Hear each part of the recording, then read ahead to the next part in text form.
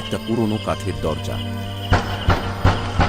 দরজাটা দুম দুম আওয়াজ করে কাঁপছে, কেউ যেন ভেতর থেকে বের হতে চাইছে। হঠাৎ দরজাটা নিজে থেকেই খুলে গেল।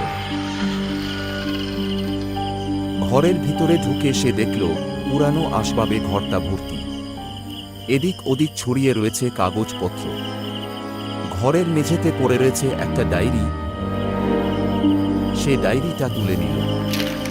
ডায়েরির প্রথম পাতাতে লাল কালি দিয়ে লেখা রয়েছে, আমি শ্রীতমা রায়।